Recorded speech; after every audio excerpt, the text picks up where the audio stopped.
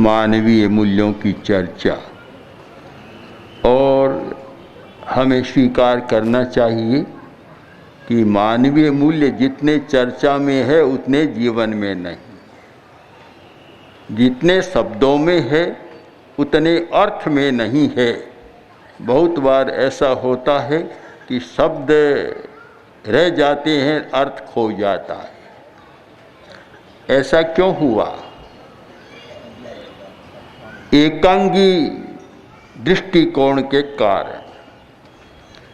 हमें बहुत गहरा सत्य स्वीकार करना चाहिए कि आज बुद्धिवाद पर बहुत बल है, बुद्धि का बहुत व्यायाम होता है। यह भी कहना उचित मानता हूँ कि बुद्धि का बड़ा महत्व है, उसने बहुत कुछ किया है, किंतु साथ साथ यह भी स्वीकार करना चाहिए कि जितनी समस्याएं बौद्धिक आदमी ने पैदा की है उतनी किसी ने नहीं। कारण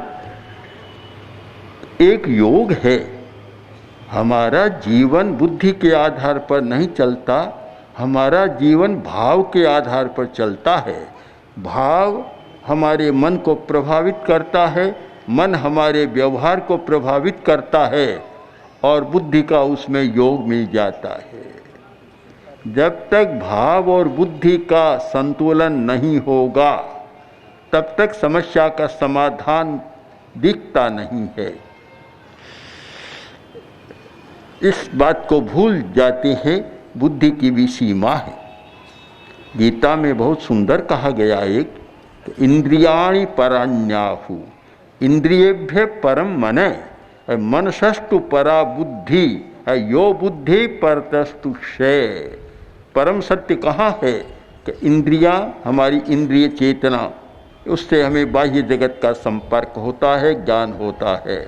उससे आगे हमारी मनस चेतना, इंद्रियेभ्य परम मने, इंद्रियों से आगे मन की चेतना, और मनसस्तु परा बुद्धि, मन से आगे बुद्धि की चेतना, किंतु सीमा नहीं है। हम बुद्धि को सीमा मानकर कभी भ्रांति पैदा न करें। उससे आगे यो बुद्धि परतस्तु क्षय, जो बुद्धि से आगे है वह परम सत्य है। हम केवल इंद्रिय चेतना के स्तर पर जब चिंतन करते हैं और अतीन्द्रिय सत्यों को भुला देते हैं, अतीन्द्रिय चेतना को भुला देते हैं, तब हमारी समस्या पैदा होती है।